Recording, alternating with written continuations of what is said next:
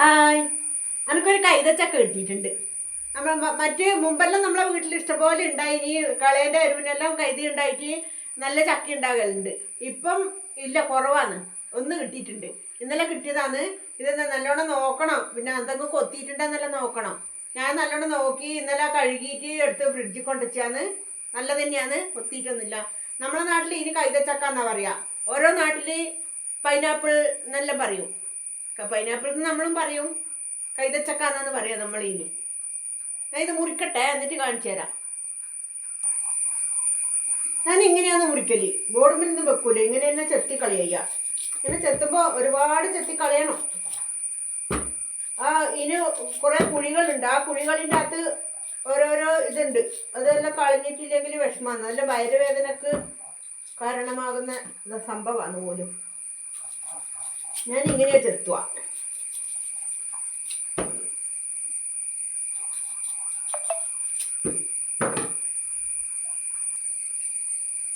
ചെത്തിട്ട് ഇങ്ങനെയായി. ഇതിന്റെ കുഴികളിൽ രോമങ്ങളുണ്ട്, അതെല്ലാം നല്ലതിലേക്ക് ചെത്തി കളയണോ, അല്ലെങ്കിൽ വിഷമാന്ന് വയറുവേദനക്ക് കാരണമാകുന്ന സംഭവമാണെന്ന് പറയുന്നേക്കാം.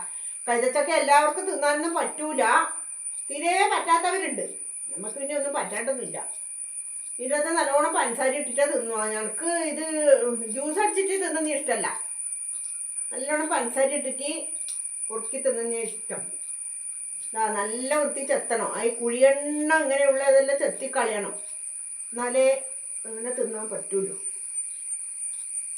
ഇത് കിട്ടിയാൽ പഞ്ചസാര ഇല്ലാണ്ട് പഞ്ചസാര തിന്ന് ചെത്തി തിന്നുന്നവരെല്ലാം ഉണ്ട്. നമ്മൾ അങ്ങനെയൊന്നും തിന്നില്ല, നമുക്കെല്ലാം പേടിയാണ്. അഥവാ എന്തെങ്കിലും ആയിപ്പോയിട്ടുണ്ടെങ്കിൽ ഇത് ഭയങ്കര അങ്ങനെയുള്ള സാധനമാണ് കൈതച്ചക്ക.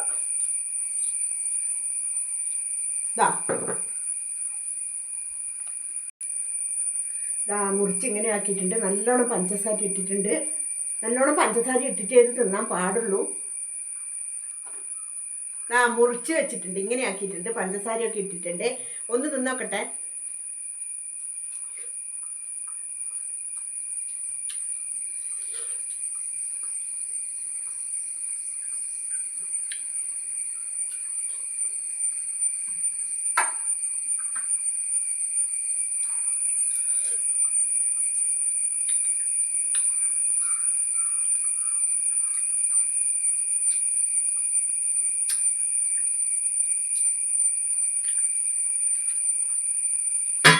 അടിപൊളി ടേസ്റ്റാണ്, സൂപ്പർ.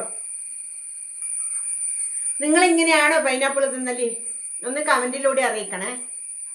കാണാൻ എന്തൊരു ഭംഗിയല്ലേ, നല്ല ടേസ്റ്റാണ്, അടിപൊളിയാണ്.